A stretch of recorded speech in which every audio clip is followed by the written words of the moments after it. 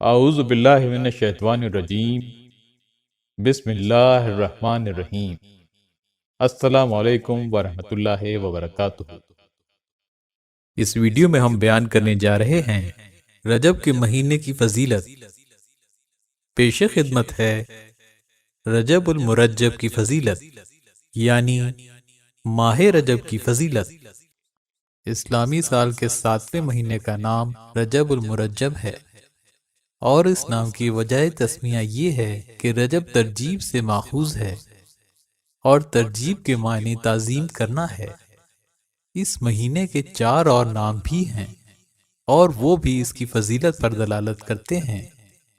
ماہ رجب کو اسلام کے ظہور سے بھی پہلے سے حرمت والے مہینے کا درجہ حاصل ہے، اور اس مہینے میں جنگیں رک جایا کرتی تھیں، اس لیے اسے الاسم کہتے ہیں کہ اس میں ہتھیاروں کی آوازیں نہیں سنی جاتی۔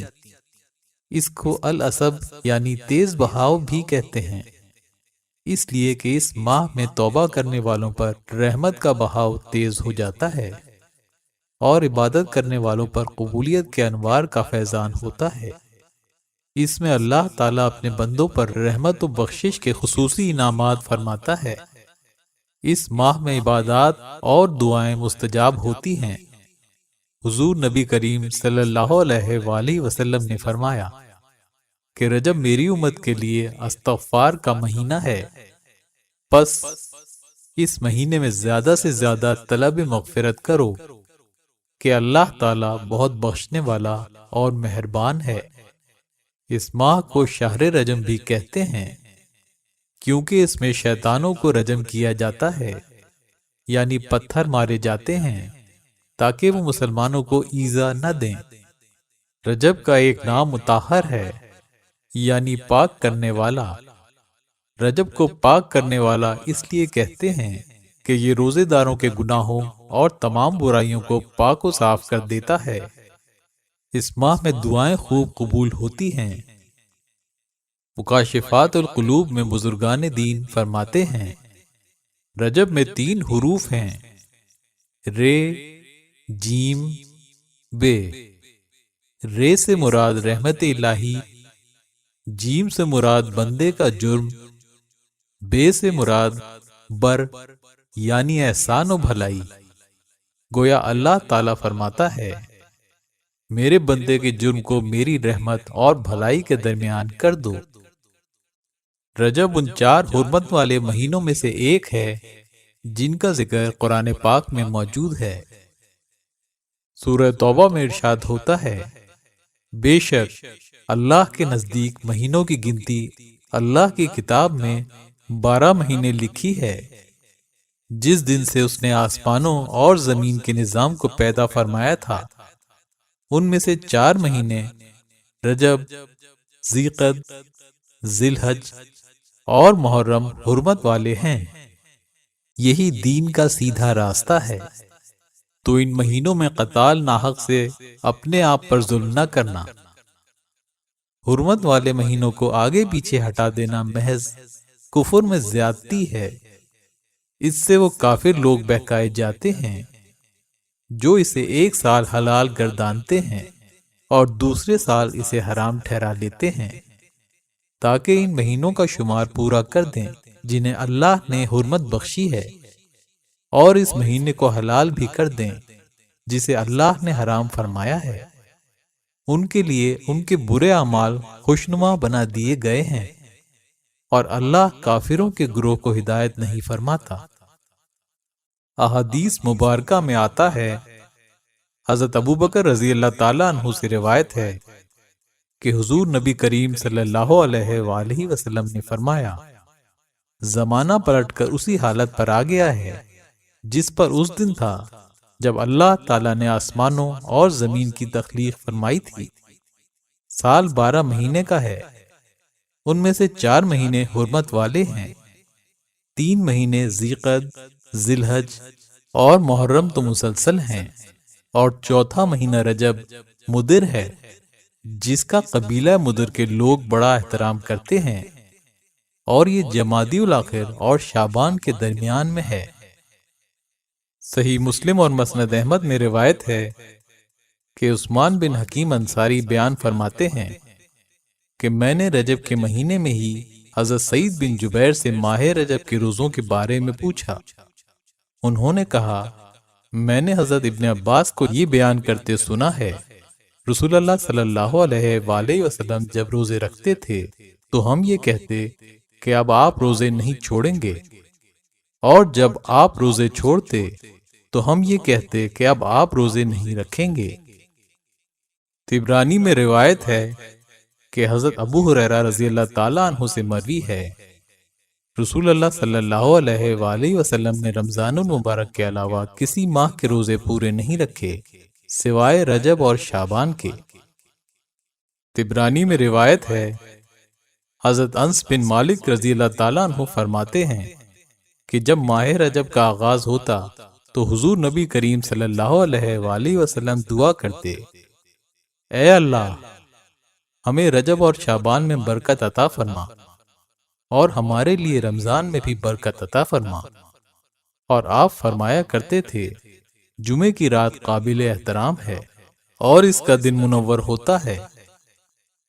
طبرانی اور بہقی میں روایت ہے، حضرت انس بن مالک رضی اللہ تعالیٰ عنہ فرماتے ہیں کہ جب ماہ رجب کا آغاز ہوتا تو حضور نبی کریم صلی اللہ علیہ وآلہ وسلم دعا کرتے، اے اللہ، ہمیں رجب اور شعبان میں برکت عطا فرما اور ہمیں رمضان نصیب فرما۔ حدیث نبوی صلی اللہ علیہ وآلہ وسلم میں ارشاد ہوتا ہے کہ رجب اللہ تعالی کا مہینہ ہے اور شعبان میرا مہینہ ہے اور رمضان میری امت کا مہینہ ہے۔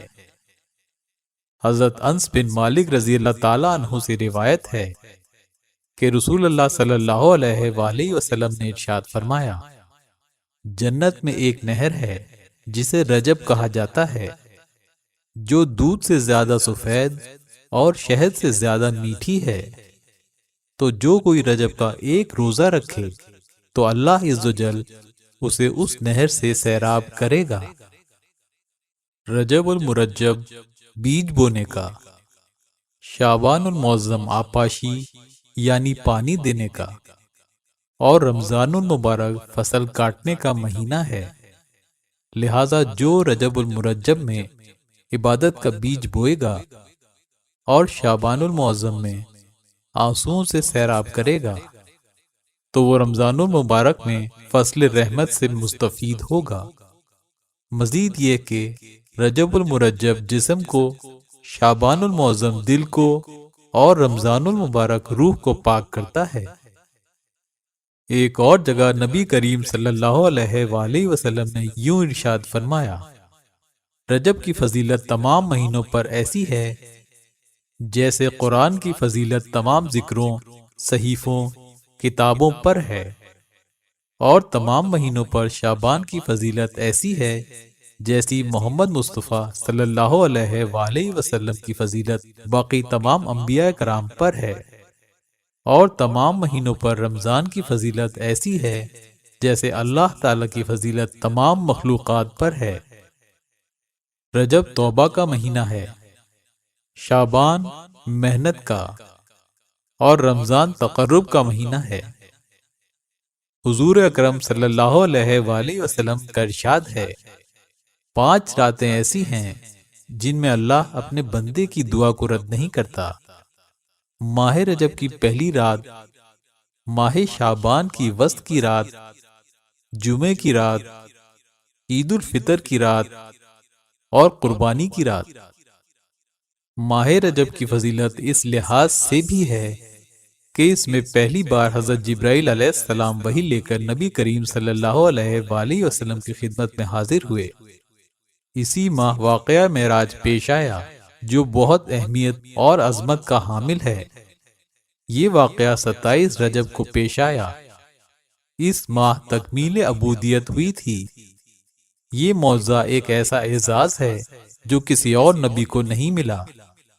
ام المومنین حضرت عائشہ صدیقہ رضی اللہ تعالی عنہا فرماتی ہیں کہ میں نے حضور نبی کریم صلی اللہ علیہ وآلہ وسلم کو یہ فرماتے ہوئے سنا، اللہ تعالی 4 راتوں میں بھلائی کی مہر لگاتا ہے، عید قربان کی رات، عید الفطر کی رات، نصف شعبان کی رات اور رجب کی پہلی رات۔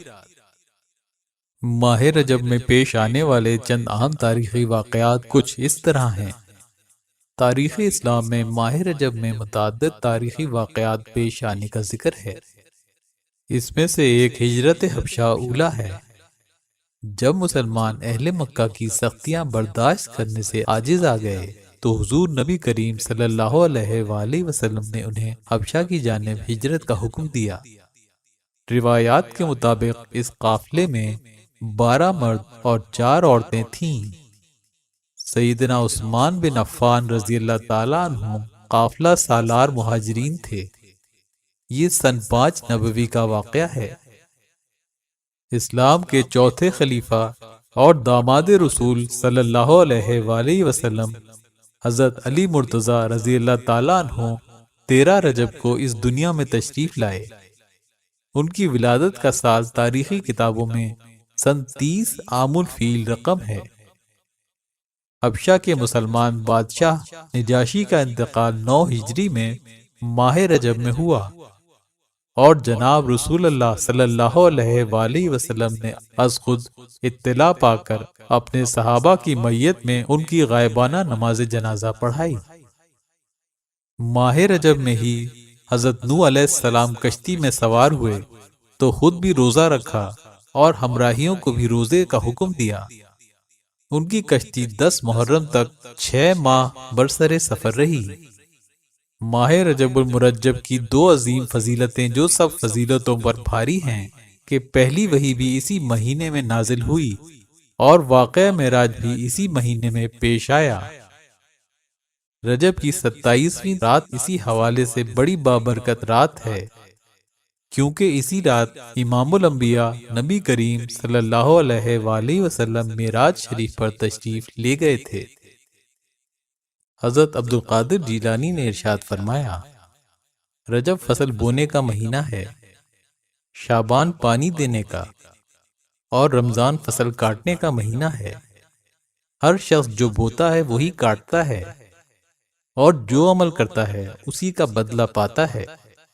جس نے فصل کو ضائع کیا وہ کٹائی کے دن نادم ہوتا ہے اور اپنے گمان کے خلاف پاتا ہے اور برے انجام کو دیکھتا ہے۔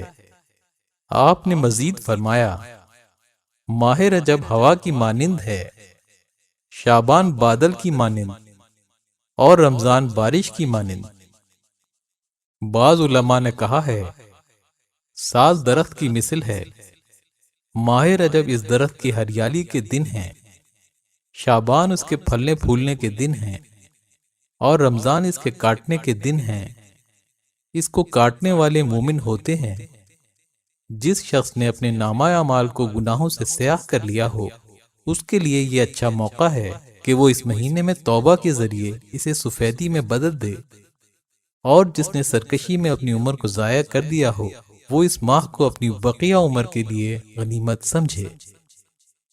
حضرت شیخ عبد القادر جیلانی اپنی تصنیف غنیت الطالبین میں فرماتے ہیں کہ ایک بار رجب کا چاند دیکھ کر حضرت عثمان رضی اللہ تعالیٰ عنہ نے جمعے کے دن منبر پر چڑھ کر فرمایا، کان کھول کر سن لو، یہ اللہ کا مہینہ ہے اور زکوٰۃ ادا کرنے کا مہینہ ہے۔